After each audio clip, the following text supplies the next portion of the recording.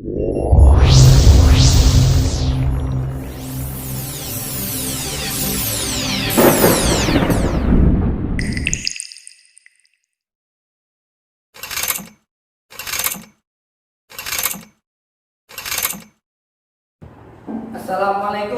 warahmatullahi wabarakatuh. Anak-anakku semua, khususnya kelas 3 yang sangat Pak Guru cintai dan Pak Guru banggakan, alhamdulillahirobbilalamin, kita bisa bertemu kembali untuk mengawali kegiatan belajar mengajar kita. Baik, langsung saja menemani kalian yang sedang belajar di rumah. Pak Jojo akan memberikan sedikit materi untuk kalian semua. Tentunya sudah kalian siapkan semua untuk buku tematiknya. Oke, langsung bisa kita mulai. Kita akan memulai untuk tema pertama, yaitu tentang perkembangan makhluk hidup.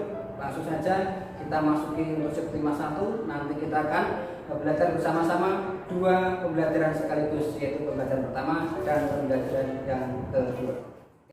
Nanti yang akan kita bahas adalah tentang makhluk hidup. Pertama, kita nanti akan mempelajari tentang ciri-ciri makhluk hidup. Oke, sekarang Pak Guru bertanya dulu. Makhluk hidup, di angan-angan kalian, apa sih yang namanya makhluk hidup itu? Atau apa sih pengertian makhluk hidup itu? Coba, ada yang tahu?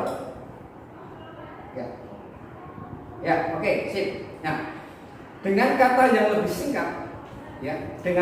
singkat, Pak Guru akan memberikan definisi bahwa makhluk hidup itu adalah semua ciptaan Allah yang memiliki nyawa. Nah, terbayang ya, intinya adalah bernyawa. Semua yang bernyawa itu adalah makhluk hidup. Berarti selain yang tidak memiliki nyawa itu apa, Pak? Makhluk bukan. Bukan. Itu namanya bukan makhluk, tapi itu namanya benda.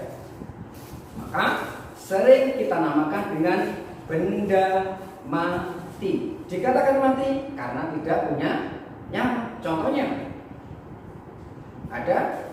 Betul. Iya, semua yang tidak bisa bergerak yang ada di sekitar kita, ada batu, tanah, meja, air, itu kan semua tidak bernyawa. Jadi dia tidak mempunyai ciri-ciri seperti halnya makhluk hidup. Nah, di sini nanti kita akan bisa membedakan ciri-cirinya antara makhluk hidup dan benda mati. Nah, ini yang kalian bayangkan tadi. Ya, yang kalian bayangkan tadi.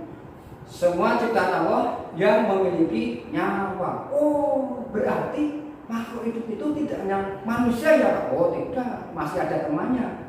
Apa ini? Ya, ada hewan dan juga tumbuhan.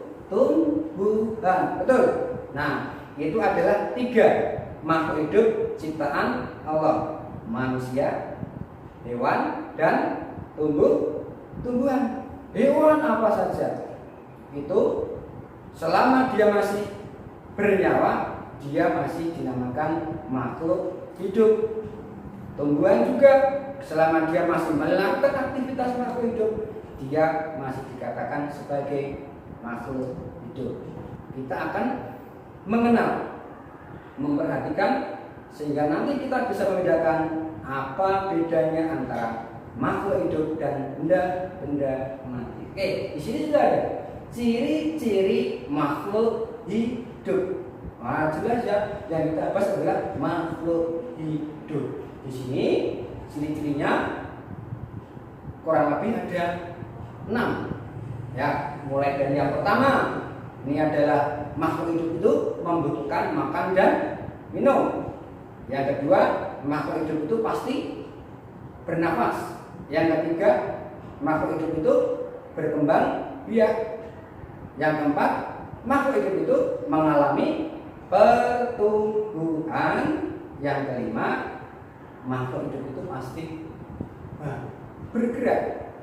Dan yang kelima, yang keenam, itu adalah makhluk hidup itu peka terhadap rangsang. Oke, biar nanti kita bisa mudah mengingatnya, nanti kita akan melakukan ciri-ciri dari makhluk hidup ini. Nanti kita lakukan, kita nyanyikan supaya kita nanti bisa mudah mengingatnya. Ciri-ciri makhluk hidup ada 6 jumlahnya. Ciri-ciri makhluk hidup ada 6 jumlahnya.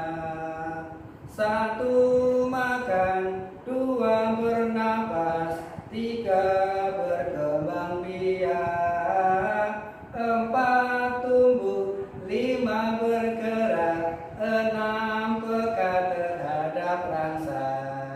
Dari ciri yang pertama tadi, yaitu yang namanya makhluk hidup itu pasti dia akan membutuhkan makan dan minum. Nah, pasti itu. Tujuannya apa tuh? Kok makhluk hidup itu butuh makan dan minum? Supaya kita atau makhluk hidup itu memperoleh tenaga. Nah, jadi fungsinya kita makan dan minum itu adalah supaya kita memiliki tenaga. Ciri-ciri yang kedua. Nah, ciri yang kedua, semua makhluk hidup itu pasti bernafas. Nah, ya, pasti bernafas. Baik manusia, hewan maupun tumbuh-tumbuhan. Walaupun cara bernafasnya berbeda, manusia berbeda cara bernafasnya dengan tumbuh-tumbuhan. Kenapa? Karena alat yang digunakan untuk bernafas berbeda-beda. Nah, nanti itu akan kita bahas bersama-sama tentang alat yang digunakan untuk bernafas masing-masing makhluk hidup itu. Nah, sekarang yang pertama, kita harus tahu dulu sebenarnya bernafas itu apa sih? Nah, apakah hanya sekedar ini mengeluarkan atau memasukkan udara yang hidup? Enggak. Proses pernapasan itu adalah memasukkan udara ke dalam paru-paru dan dikeluarkan lagi dalam bentuk CO2 atau karbon dioksida. Ini pernapasan yang terjadi pada satu manusia. Beda loh nanti pernapasan antara manusia dengan tumbuhan. Nah, ini yang kalian perhatikan, harus kalian perhatikan. Ya, kalau tumbuhan itu proses bernapasnya terbalik dengan manusia. Kalau tadi manusia kita ini menghirupnya udara, kemudian kita mengeluarkannya karbon dioksida atau CO2.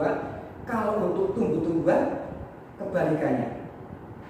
Yang diambil oleh tumbuh-tumbuhan itu adalah karbon dioksida atau CO2. Nah, kemudian diproses dari daun sampai akarnya itu memproses karbon dioksida tadi. Setelah selesai diproses, kemudian tumbuhan itu juga melepaskan. Ada yang dikeluarkan. Yang dikeluarkan adalah oksigen atau udara yang segar. Maha besar Allah itu yang telah menciptakan makhluk itu sedemikian rupa sehingga di dalamnya itu ternyata alat-alat yang digunakan untuk bernapas setiap makhluk hidup itu berbeda-beda. Ya, berbeda-beda. Alat pernapasan manusia berbeda dengan ikan, berbeda dengan tumbuh-tumbuhan, bahkan dengan katak juga berbeda. Nah, ciri yang ketiga, setiap makhluk hidup itu akan mengalami yang namanya perkembangbiakan atau berkembang biak. Dengan bahasa yang lebih mudah, berkembang biak itu bertambah banyak. Bertambah banyak. Yang semula hanya 2 antara induk jantan dan induk betina, kemudian lahirlah anak-anaknya. Ya, itu yang namanya berkembang biak, bertambah banyak. Manusia itu berkembang biaknya dengan cara melahirkan. Jangan beranak, kalau beranak itu hewan, manusia itu melahirkan, ya, melahirkan. Nah, itu adalah proses berkembang biaknya manusia.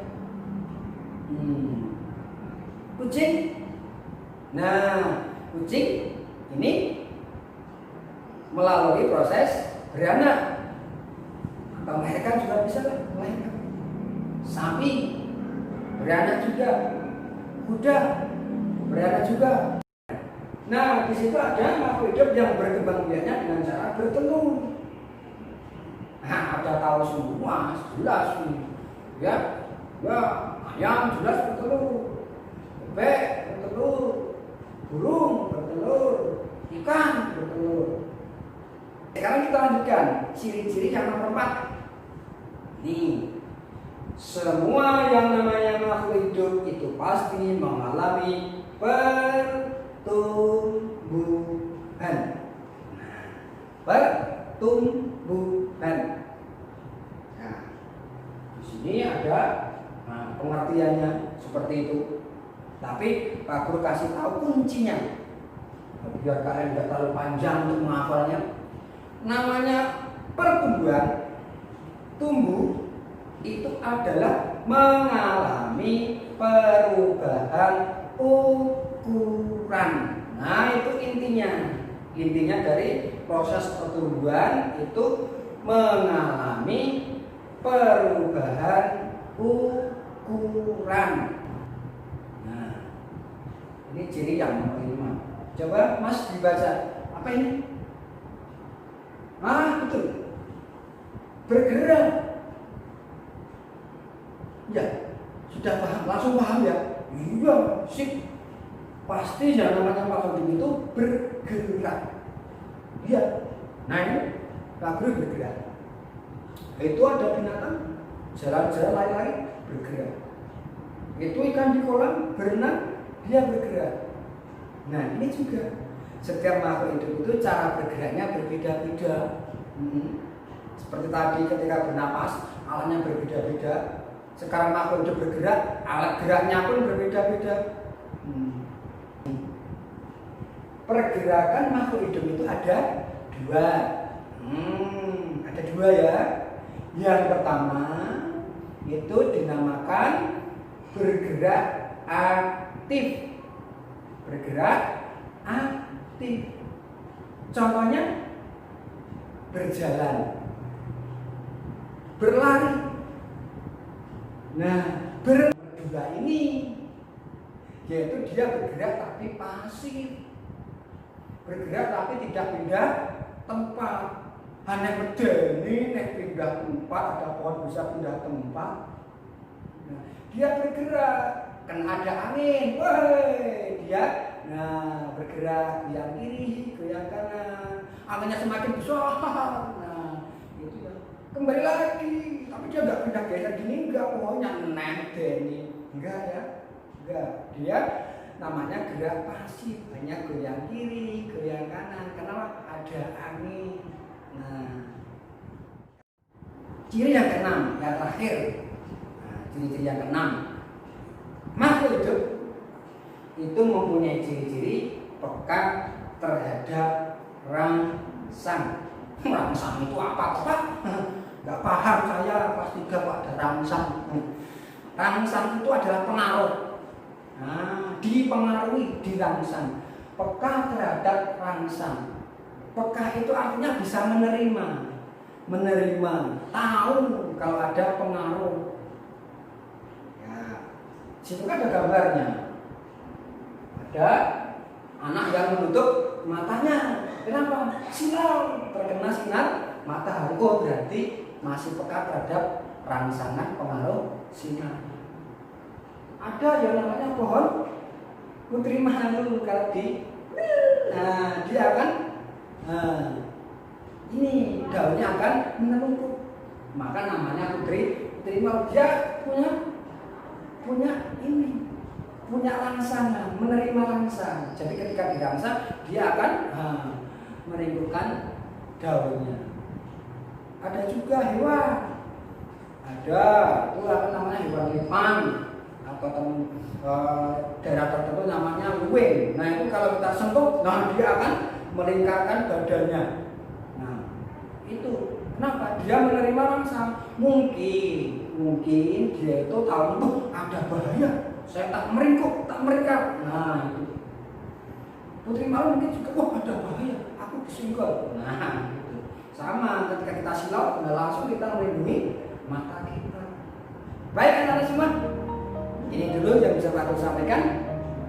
Lain kali kita bisa belajar bersama lagi, bertemu lagi. Mudah-mudahan kita dipertemukan lagi dalam keadaan sehat walafiat, tidak kurang suatu apapun. Selamat belajar, tetap semangat belajar dari rumah. Yes, assalamualaikum warahmatullahi wabarakatuh.